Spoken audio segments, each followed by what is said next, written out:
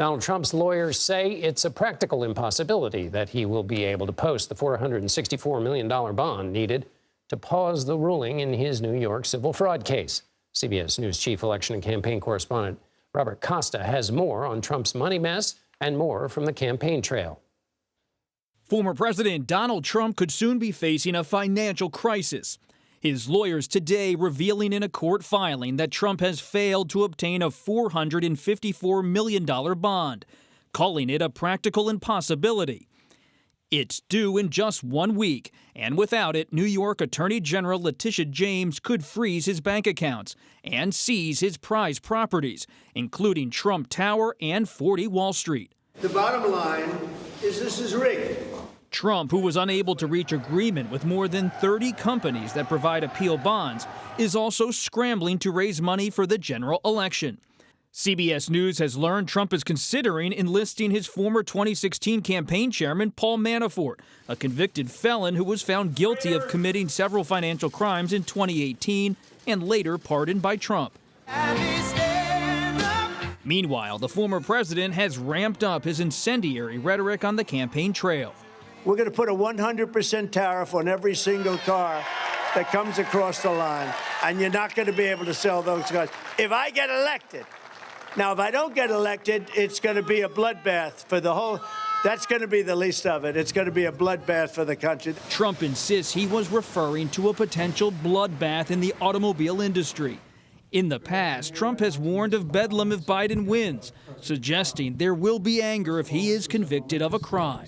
It'll be bedlam in the country. It's a very bad thing. It's a very bad precedent. As we said, it's the opening of a Pandora's box. Over the weekend, Trump also referred to migrants as animals and described those convicted for crimes related to January 6 as hostages and patriots. That remark drawing criticism from both sides of the aisle. It's just unacceptable. A hostage is someone who's being held by a criminal group or a terrorist group for a financial or political ransom. That's got nothing to do with people who have been criminally charged and given due process. And Robert Costa joins me now. Bob, one of the things that Vice President Pence told our Margaret Brennan is that he was not endorsing Trump for a host of reasons, but two of them he claimed is that the former president has walked away from the Constitution and America's leadership in the world. The reason I linger on this is here's a vice president who watched him up close, and he now joins a dozen or so other top officials from the Trump administration who've said, no, not worth having him back in office.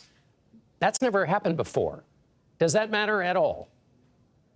It could very well matter, John, because for traditional Republicans, like former Vice President Mike Pence, perhaps for former Ambassador Nikki Haley and others who have not made that decision yet to endorse Trump or have made a decision not to endorse him explicitly, they have the question of them, where do they go? Now, the Biden campaign is making overtures to all of these Republicans, saying there's room in the Democratic Party, and some of them might well vote for President Biden and Vice President Harris. At the same time, some of these Republicans might decide to stay home, and a vote that decides to stay home is just as bad for Trump's ability to win as it is going to a Democrat, in the sense it doesn't give Trump the necessary momentum he needs in a lot of these states. And now the No Labels organization has one of their top contenders for a possible ticket, former Lieutenant Governor Jeff Duncan of Georgia. He's stepping away from that consideration. So there's no real home yet for those Republicans, and Trump is not making any kind of play for them, at least at this time. No one has tracked the evolution of the Republican Party more than you. I can remember many days we've spent on the campaign trail many elections ago. And the reason I give this long preamble is Donald Trump has valorized the 1,358 people who attacked the Capitol on January 6th and have been charged. He called them patriots. He's promised to pardon them if he's elected on his first day. You've watched the Republican Party change to Donald Trump's party. Is it a new litmus test for Republicans that they have to now essentially adopt Trump's position and praise the former rioter, praise the convicted attackers on January 6th? My assessment as a reporter is that so much of Trump's conduct has now become white noise that permeates throughout the Republican Party. In 2016 and 2017, it was a different dynamic. Almost every night there seemed to be an eruption of news. Now, if there's an eruption from Trump, rhetorically speaking, it almost passes over the GOP, which is fully in his grip, without any notice. And the so-called Republican establishment, no longer the establishment at all, so diminished the traditional Republicans that were either deciding to leave Congress, like those like Wisconsin Congressman Mike Gallagher, or like Senate Republican leader Mitch McConnell, doing a soft endorsement of Trump, just kind of going along with the current inside the GOP. And they look at something like Trump praising people who participated in an insurrection, even those who were there at the Capitol on January 6, 2021. And they don't necessarily shrug on a moral level, but they're shrugging on a political level. We'll pick that up again. Let me ask you quickly about the money. The fundraising lags at $36 million raised by Donald Trump compared to $155 million for Biden. What does that mean in practical terms to you? It means that Biden's trying to get some traction now on the airwaves. He's spending early. Robert F. Kennedy's running as an independent. He's done with the Democratic primary, and he knows Trump's mired with all these legal challenges. And for Biden, it's about addressing things head on, like his age.